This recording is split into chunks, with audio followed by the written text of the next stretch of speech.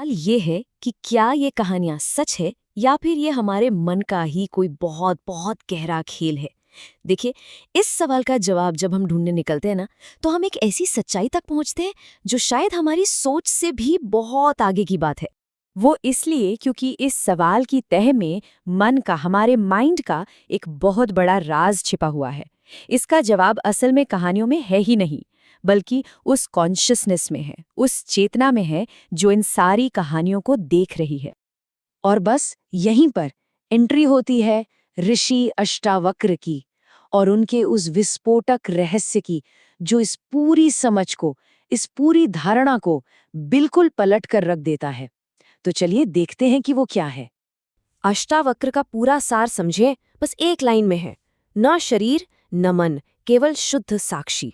अब सुनने में ये बहुत सिंपल लगता है ना, पर इसका मतलब बहुत बहुत गहरा है।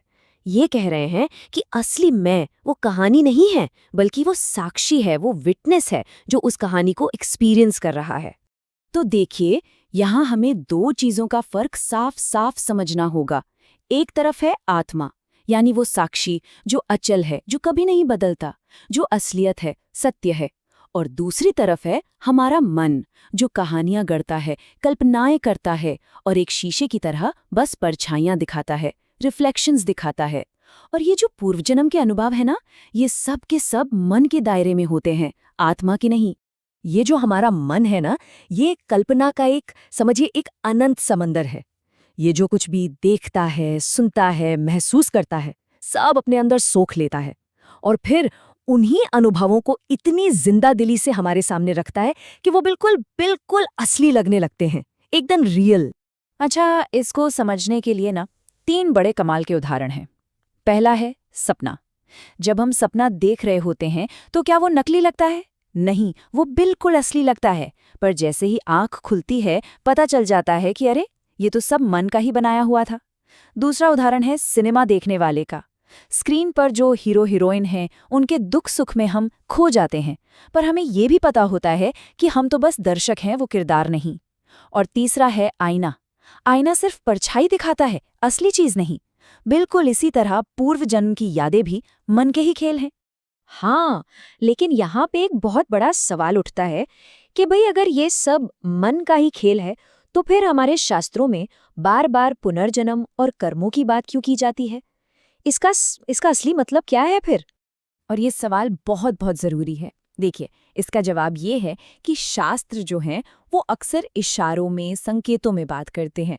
हमें उन कहानियों के लिटरल मीनिंग पर नहीं जाना है, बल्कि उनके पीछे जो गहरा मतलब छुपा है उसे पकड़ना होगा। और यहीं पर हमें संस्कार के कॉन्सेप्ट को समझना होगा। संस्कार क्या है?